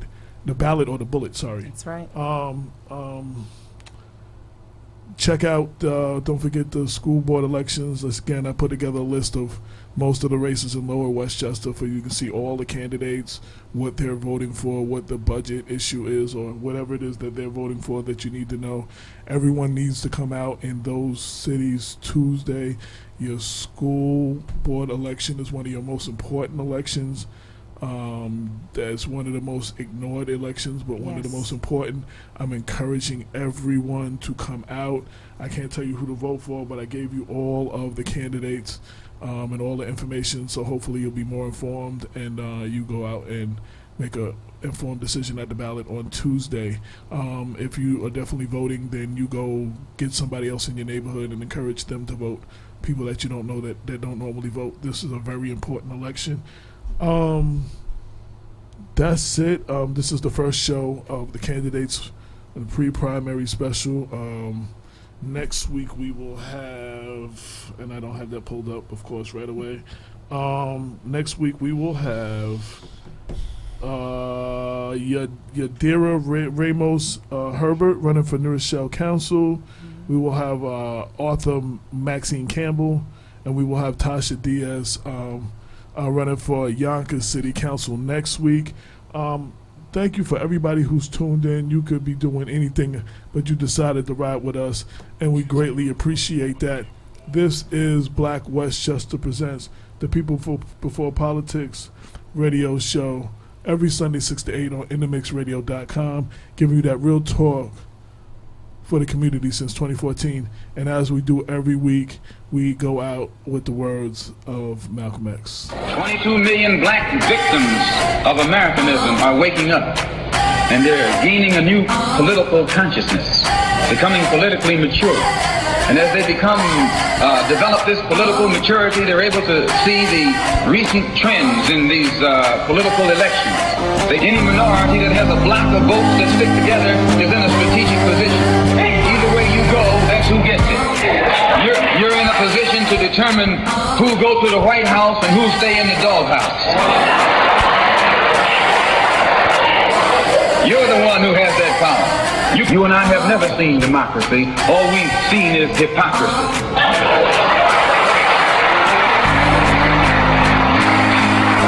When we open our eyes today and look around America, we see America not through the eyes of someone who has enjoyed the fruits of Americanism.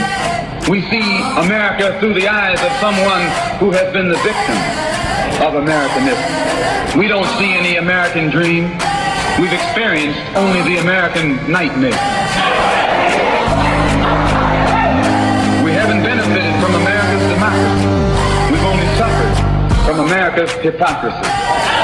And the generation that's coming up now can see it and are not afraid to say it. and are not afraid to say it, and are not afraid to say it, and are not afraid to say it, and are not afraid to say it, and are not afraid to say it, and are not afraid to say it, and are not afraid to say it, and are not afraid to say it, and are not afraid to say it, and are not afraid to say it.